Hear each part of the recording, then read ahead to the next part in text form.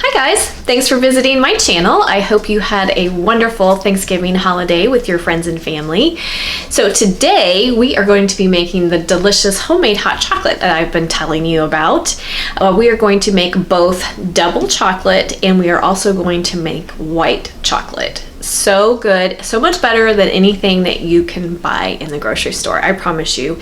And it is super easy to do. Not hard at all, it doesn't take much time.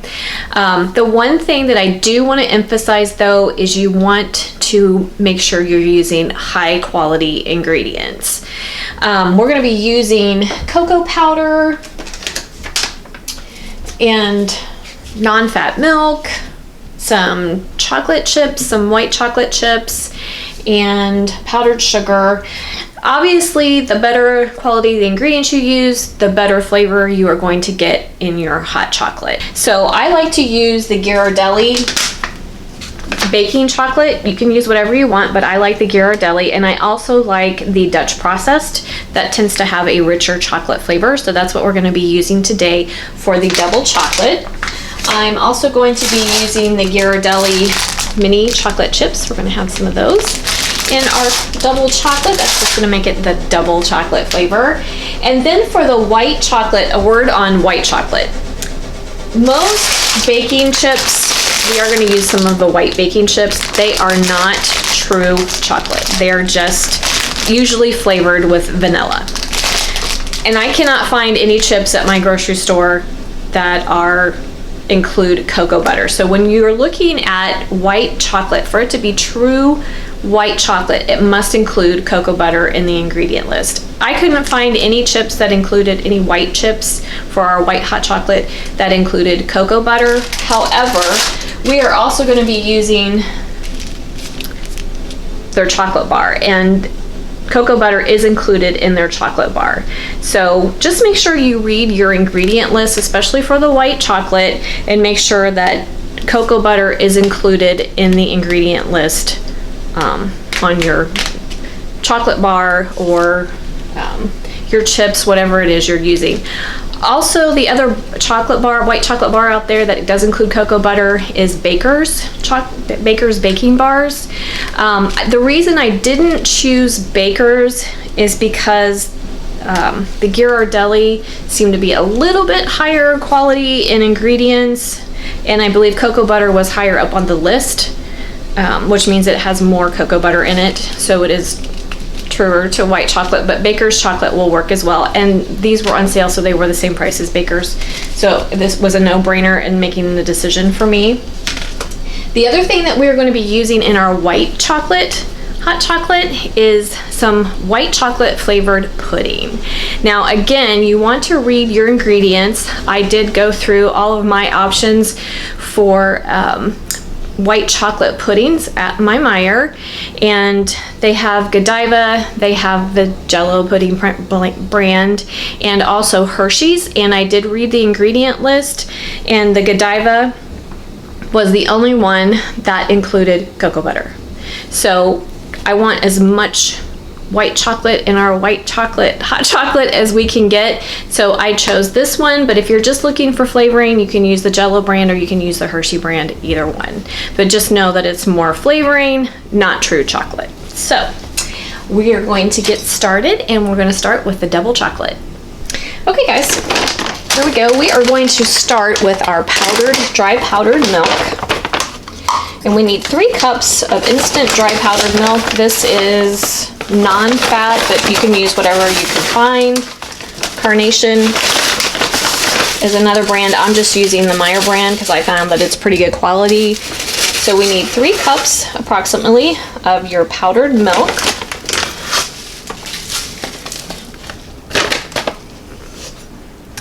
Okay, so we have our powdered milk in there, and then the next thing we're going to add is our Dutch processed cocoa powder.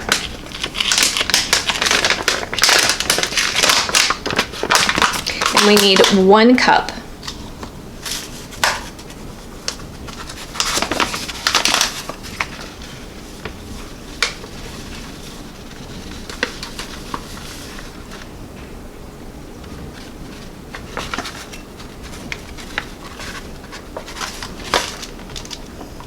Okay, I had to grab another measuring cup. I should have added the powdered sugar first so that my 1 cup measuring cup wasn't a mess. But anyway, we need 2 cups of powdered sugar.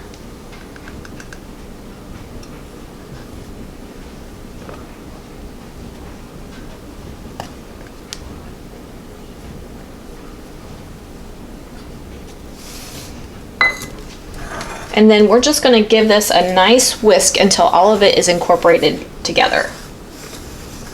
Some people like to use their food processor for this. I don't think it's necessary. I think a whisk works fine. But if you want to use your food processor to do this, that's totally fine. Just want to make sure it's really mixed together well.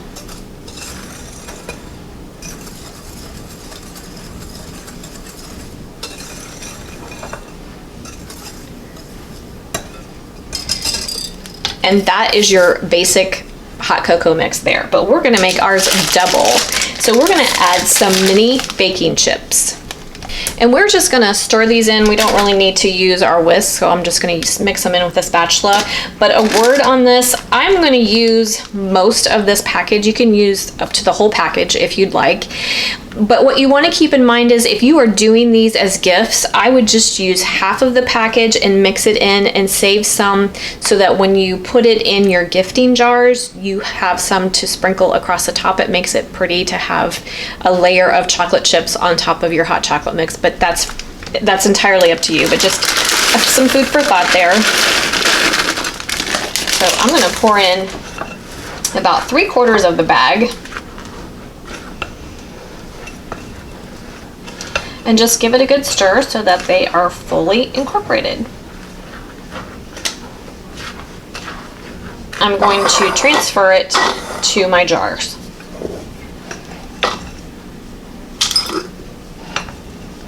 I just store mine in the mason jars. I love storing things in mason jars. I think it keeps things really fresh.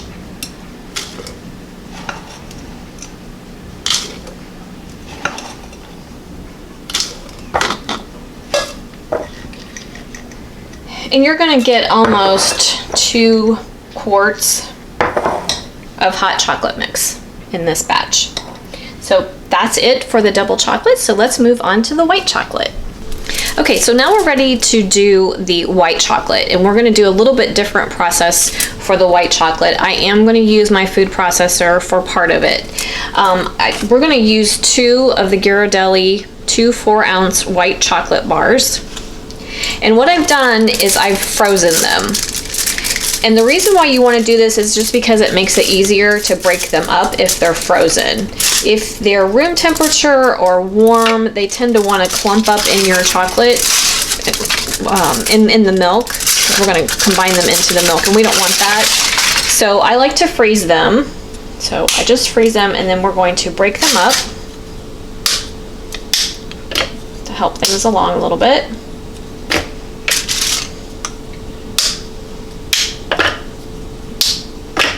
And I have 1 cup of powdered milk in my food processor. If you have a larger food processor than I do, you can do the whole procedure in there. All of my ingredients won't fit in my food processor, so I'm just going to process the chocolate in with the milk, part of the milk. So that's why I'm only using 1 cup here.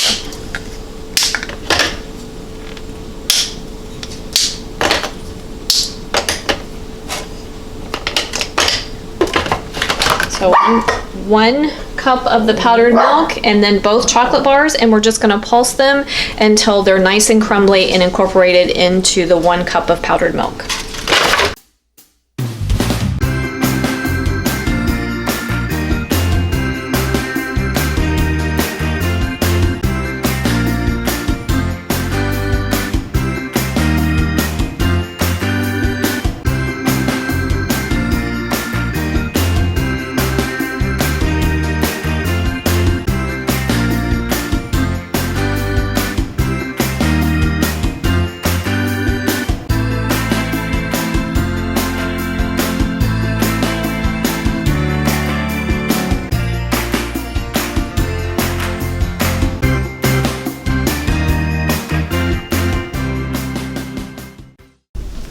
Okay, I went ahead and processed them. You can still see that there are a few chunks, which is totally fine. It's gonna melt, but I like to break down the chocolate bar as much as possible. So to that, we are going to add another cup of our powdered milk. So you're gonna have a total of 2 cups of milk.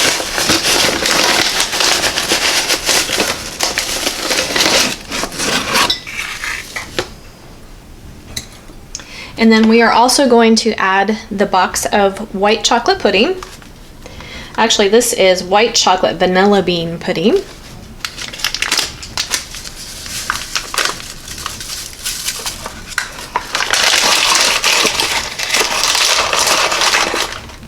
And we're going to give that a stir.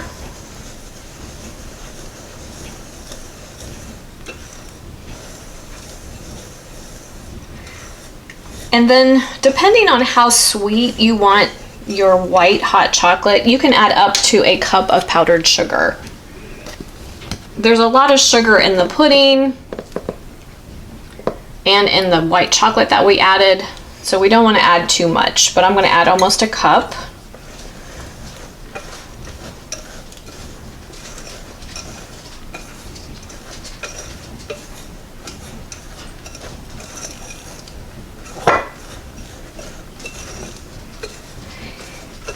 And then for some extra vanilla flavor, I'm going to add a half a bag of the white baking chips. Obviously these are going to be chunky, but that's fine. They will melt in your cup, or you can save these to put them on top of your gifting jars or your storage jar, whatever. And now we're just going to funnel it into our jar.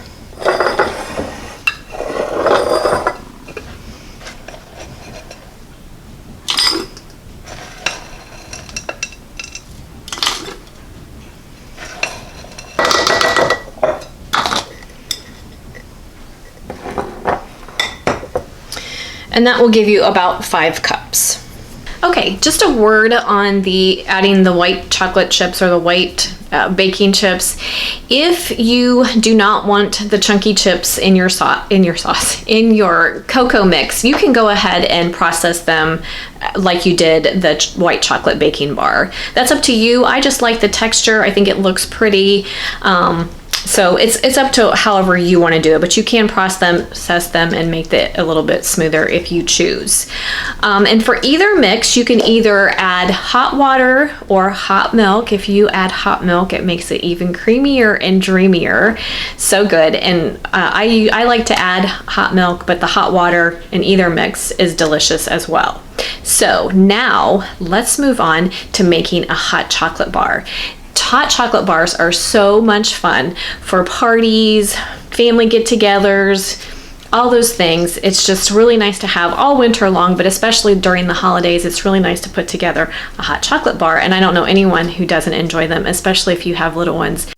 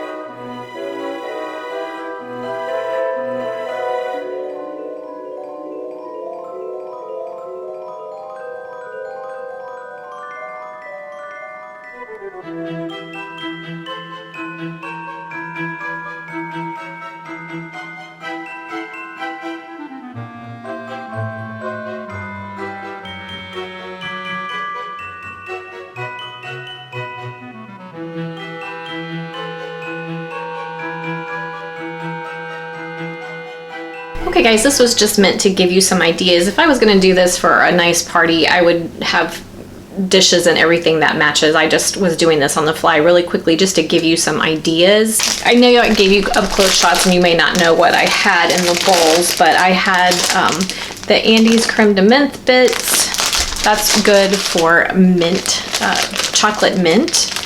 The caramel bits, and then on my seasoning platter, I have salted caramel for the salted caramel. I have Heath bits for butterscotch chocolate. And then I also have the peppermint bark chunks for peppermint stick. So good. And then I have sprinkles for the sugar cookie one that I have on my menu. And then I also had the Disney Frozen. I just took some different colored blue sprinkles with some pearl sprinkles and threw those together with some little snowflake sprinkles. And then also for the Sugar Plum Fairy, those were just some pink. I had lots of pink sprinkles, and then I added some pastel sprinkles as well, and some gold glitter sprinkles for the Sugar Plum Fairy. If you have little girls, they will probably enjoy either one of those. And then the homemade marshmallows, of course, if you haven't tried those, you need to give them a try. You cannot have homemade hot cocoa mix without homemade marshmallows. They're so easy and so delicious. And then for my little spices, I was adding sugar in the raw I'm using to do the sugar cookie and the snickerdoodle cookie flavored hot chocolate. We have nutmeg for both the snickerdoodle and for the Mexican hot chocolate, along with chili powder, that's also for the Mexican hot chocolate. Cinnamon can be used for your snickerdoodle cookie, also for the Mexican hot chocolate. I think it was for those two, and of course you could just, cinnamon is just good no matter what. The sea salt goes with the caramel for the salted caramel hot chocolate. And then I found these are dark chocolate curls. I found these at my Meijer, so they're already, if you like chocolate curls, these are nice because they're already done for you. So I thought those would be a nice thing to sprinkle on top. And last but not least, I did make fresh whipped cream. Nothing like fresh whipped cream to go in your hot chocolate, right? So what we're going to do now is I'm going to show you something fun. I am going to do the s'mores hot chocolate for you, and we are going to use this guy. This is just a little kitchen torch, and this is so fun. I have one of these because my family loves creme brulee, and I make it every Christmas for them because they love it so much. But anyway, this is a great tool to have on your hot chocolate bar, with supervision, of course, if you have little ones, because you can toast your marshmallows and it makes a delicious cup of s'more hot chocolate. And I'm going to show you how to do it. Okay, so we need, for your hot chocolate mix, you're going to want about 3 heaping tablespoons. So we're going to go ahead and put that in our cup. And of course it's to taste, and then like I said, you can use hot milk or hot water. For today's purposes, I'm just going to use some hot water.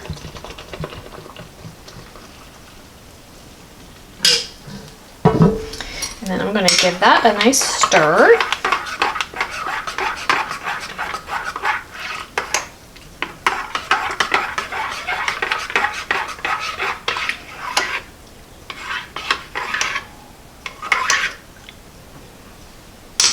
And then I am going to add a scoop of my graham cracker crumbs right into my hot chocolate. And then we are going to add some of our marshmallows.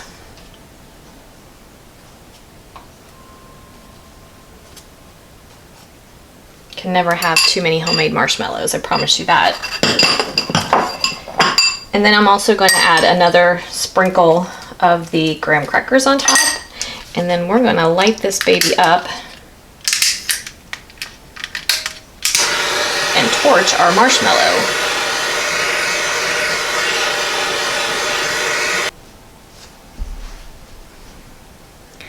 How fun is that? It smells amazing. Wasn't that cool? So fun. Just make sure that there's supervision for the little ones if you're going to do that.